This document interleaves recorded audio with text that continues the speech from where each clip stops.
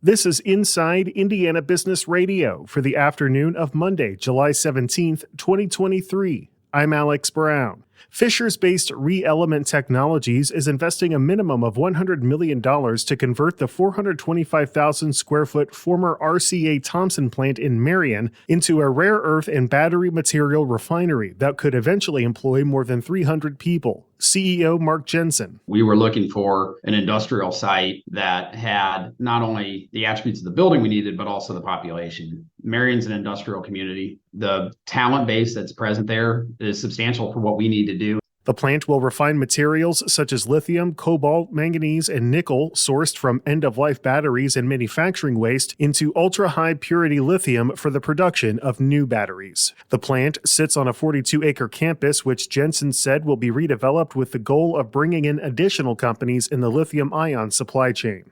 Brad Chambers, Indiana's Secretary of Commerce, who led the Indiana Economic Development Corporation during 2 years of record economic investments and fundamentally changed the way the state attracts businesses, is stepping down next month. His departure increases speculation that he is considering a run for governor in 2024. Restaurateur Scott Wise said challenges related to recruiting employees and inflation factored in the recent closure of a Roots Burger Bar in Indianapolis. The concept, launched by the Scotty's Brewhouse founder, closed near the intersection of 71st Street and Binford Boulevard at the end of June. From the number one source for Indiana business news, this is Inside Indiana Business Radio. For 25 years, we've had the honor of telling the story of Indiana business. More than 1,300 shows, 8,000 interviews.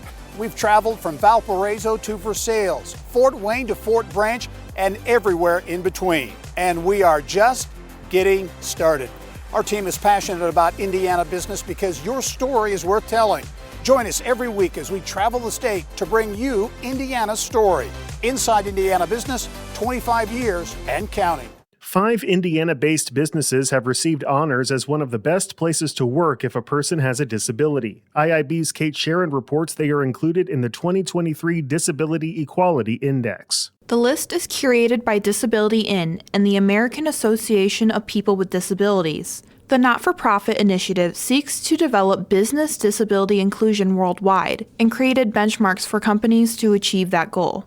Evansville-based Old National Bank, Cummins and Columbus, and Eli Lilly and Company, Simon Property Group, and Elevance Health in Indianapolis made this year's list. The 5 companies each received a score of 100. Any business over 80% is considered a part of the best places to work for disability inclusion. The index measures culture and leadership, enterprise-wide access, employment practices like benefits and retention, community engagement, supplier diversity, and non-U.S. operations.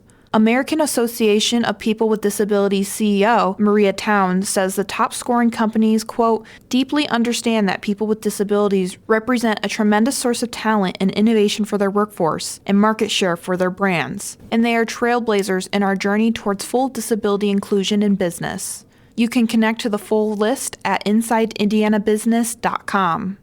Kate Sharon, Inside Indiana Business, Radio.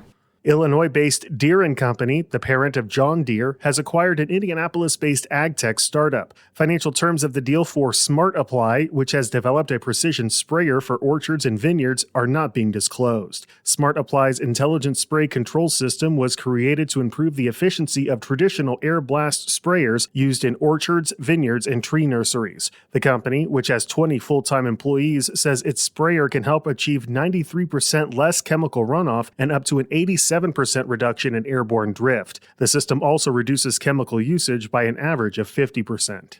Indianapolis has become synonymous with major sporting events largely due to the efforts of the Indiana Sports Corporation, but the impact of sports is spreading throughout the state. Part of that growth is the result of Team Indiana, a not-for-profit association comprised of 24 communities around Indiana that collaborate to bolster sports tourism.